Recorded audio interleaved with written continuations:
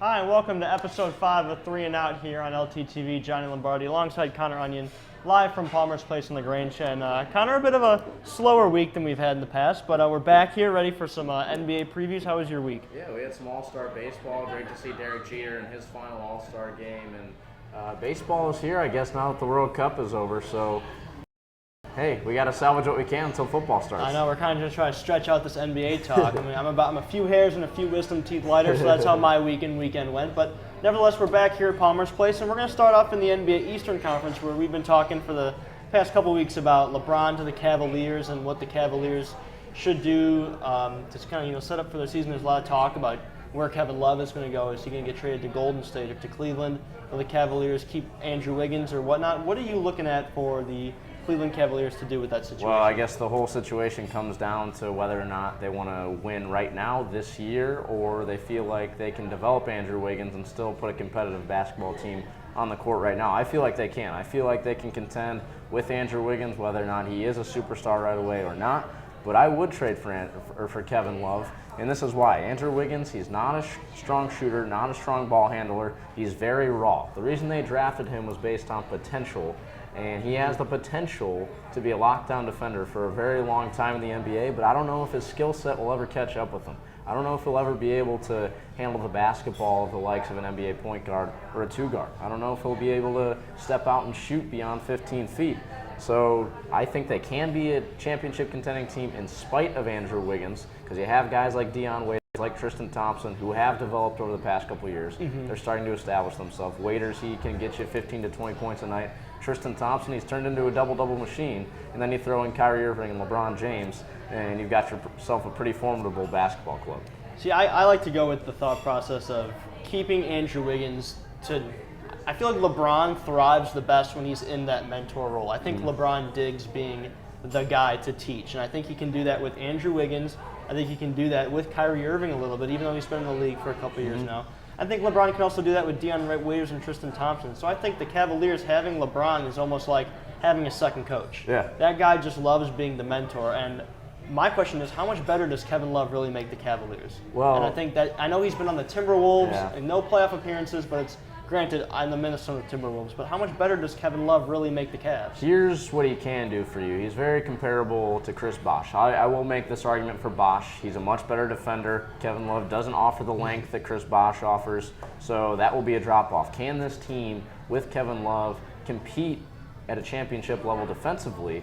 And that's why a lot of people believe that they should keep Andrew Wiggins, because he does bring that to the table. He can guard a 1 or a 2. He can potentially guard a 3 if you're lucky. So that quickness, that lateral quickness that he has, it's an attribute that could be the missing piece to a Cavaliers championship team, but also Kevin Love can step out, he can stretch the floor, he can shoot it, much like Chris Bosh did, and obviously that'll leave a lot of pressure from LeBron James the past couple of seasons in the playoffs. Absolutely. It's going to be interesting to see what the Cavaliers end up doing. Will they trade for Kevin Love? Will the Timberwolves end up keeping Kevin Love in kind of an awkward situation, or will a team like Golden State kind of bounce into those trade talks? But we'll see how that goes for the weeks to come. But moving to our hometown Chicago Bulls, the Bulls, lose out on Carmelo Anthony, but still settle on Gasol and Mirotic. What do you think that they bring to the Bulls next year? Well, Gasol, he has great footwork despite the fact that he's 34 years of age now. He's shooting it at 48% last year for the Lakers, still getting 17 points per game. So he can still be very productive. But you look at this Bulls roster now, it's very deep. You talk about crunch time, you think about crunch time, Tom Thibodeau, he sticks to his guns when it comes down to the final 12 minutes of the basketball game, even in the regular season. And you talk about Nikola Mirotic and Pau Gasol possibly still on the bench, you wonder how much better did you actually get? Yeah, you got deeper, but it could still be Taj Gibson, Derrick Rose, and Joakim Noah on the floor, the same guys that you've been sticking with for a long time now. So there is a little bit of an issue there. I do think it is a little bit of an upgrade from Carlos Boozer, but still, I don't know if it pushes you over the top. It does help that LeBron James is out of Miami. And, of course, the question that we're going to ask... Now in the division, though. Right. Now we're going to ask this question until we're blue in the face. Will Derrick Rose be healthy come the start of the season? Absolutely. So. And, going along with the Bulls, you lose out on a big hitter like Carmelo Anthony and a Kevin Love. And First, do you think the Bulls are the best team in the Eastern Conference right now? And what if Kevin Love does go to Cleveland? Where does that bump them over the Bulls? I would say right now, on paper, the Chicago Bulls are the best team just because of the way that they do defend.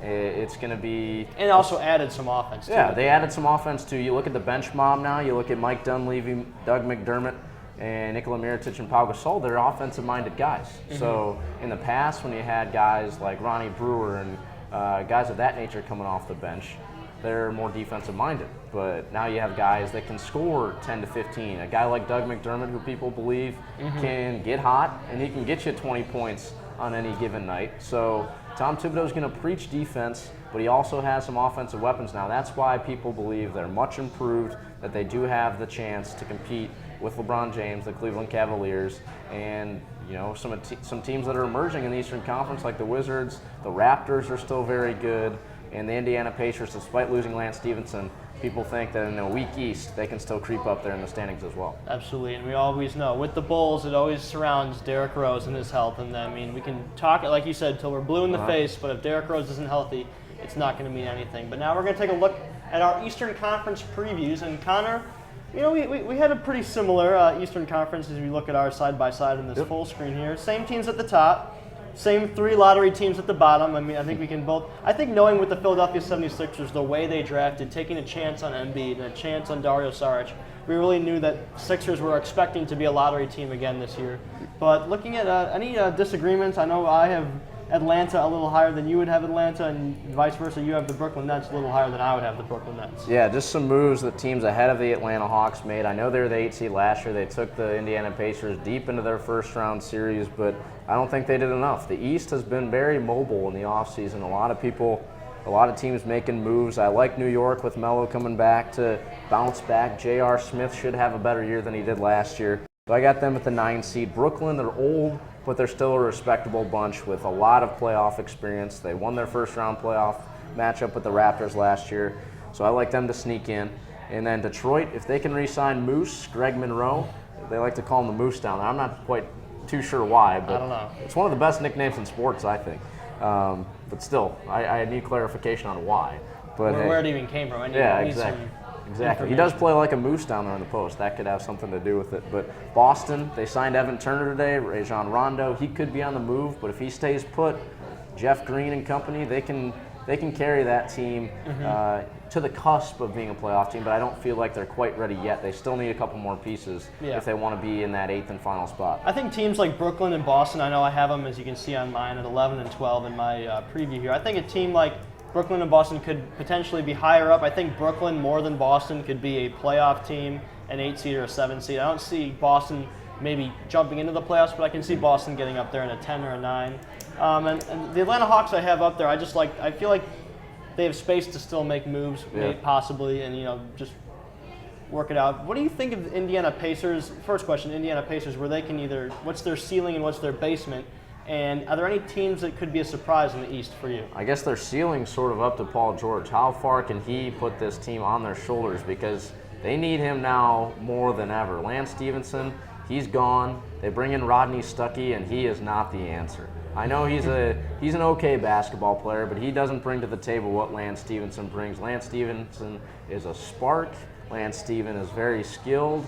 He can take over that team when he needs to, but he's gone. He's out. He's out. He's out to the East Coast. So Paul George, he wants to be considered in the likes of Kevin Durant and LeBron James, and he has a chance to prove it now that this team is pretty much all on his shoulders. And if Roy Hibbert stays put in Indianapolis, then he needs to wake up too and look like the Roy Hibbert of old.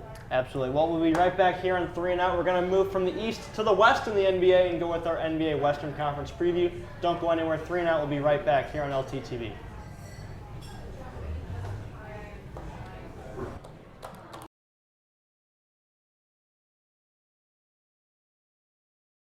Hi, this is Johnny. And I'm Connor. And you're watching 3 and Out on LTTV.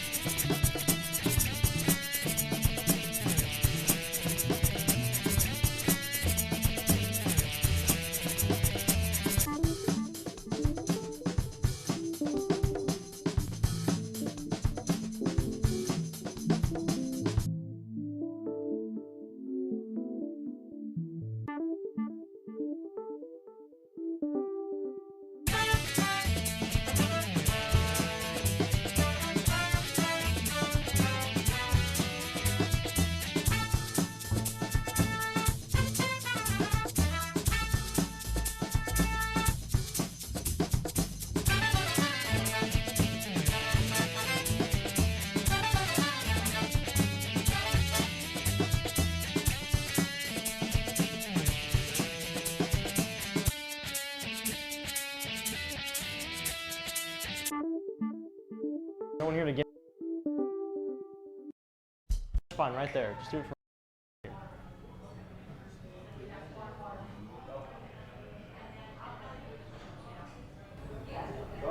Hi, welcome back here to 3 and Out here on LTTV, live from Palmer's Place in the Grange. Johnny Lombardi alongside Connor Onion as always. And Connor, moving from the East to the West, the more dominant conference in the NBA, but a little bit quieter when it came to free agency this offseason. What were some of the big moves that we saw in the Western Conference? I know the San Antonio Spurs re-signed basically their entire championship team, and a couple other smaller moves, and of course the Kevin Love trade that seems looming. Well, that hasn't happened yet. Yeah, so the West really, the West, that was the big move that was supposed to happen, but it hasn't. There was rumors of him going to Golden State. It didn't pan out. Maybe he goes over to the Eastern Conference now, and we see that legitimate shift of power from the East to the Western Conference. Here's how I look at it. I compare it to structures of the government. I look at the Eastern Conference.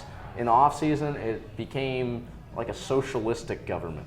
You take away resources from the have. Matthew, and that was a steal for them. Kevin really. Minter. No, that was a steal for them, really. Yeah. With all his off-the-field issues, to get him, and he was productive both on special teams and defensively last year. So if they can match the defensive performance that they had last year, and Carson Palmer can play up, I mean, there are a lot of ifs. That's a tough division. It's a very tough division. But to go 10-6 in that division, very impressive. Win last in year. Seattle. Oh yeah. Impressive bunch. Oh yeah. Very, very impressive. But to match 10 wins, it might be a little bit of a stretch, and you're not getting into the playoffs with the 49ers and the Seahawks in your division unless you win 10-11 games. 10-11 games. And beat those teams once. I mean, you could sneak in with that final playoff or with that wild card spot, but it's asking a lot.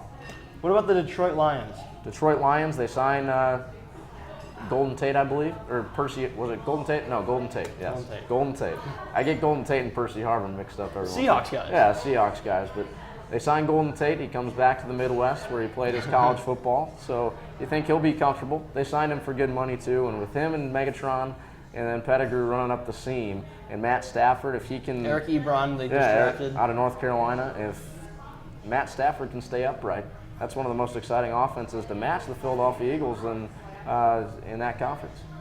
What about the Indianapolis Colts, a team that's been very talented with Andrew Luck, but has seemed to not be able to get over the hump? I know he's still young, and they've made some vast improvements to their offensive line this offseason. Well, that's what they need to do. Their offensive line, I believe Andrew Luck was amongst the top sacked quarterbacks, the top hit quarterbacks in all the NFL last year. They also need better production from their running back position, as Trent Richardson, they traded for him for a first-round draft pick. They couldn't pick up anything to help out offensively in the draft in the early rounds because they shipped first-round draft pick off to Cleveland, and then Trent Richardson basically became that pick turned into Johnny Manziel. Yeah, and he basically turned into an offensive guard in the backfield.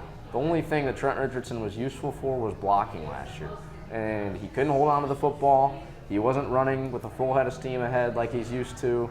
And it was really startling to see a guy of that build, of that level of talent, to play the way he did. And it was really unfortunate for the Colts. So I look for him to bounce back. Any official Connor Onion hot takes this week? Any official? I'll save them for next week. Because there's so much to talk about with the NFL offseason. There's so much movement, much like the NBA offseason. So a little bit of a tease for our listeners and our viewers today. You got to tune in next week because I've got maybe not enough hot takes to count on two hands. I'm taking your hot take this week. These Alabama fans, Zach Mettenberger in a bar in Nashville, Tennessee, gets roll tide yelled at him from the bar, and then gets sucker punched by an Alabama fan. These degenerates from Tuscaloosa in Alabama. The poisoning of trees and all the SEC culture. Exactly. That's taking it to another level. They poisoned a tree. How stupider can you get? That's physical assault. That is assault. Harvey Updike. I'll side with you on this one. Awesome. Well, we'll be right back here on 3 and Out to close out the show. Don't go anywhere. We'll be right back.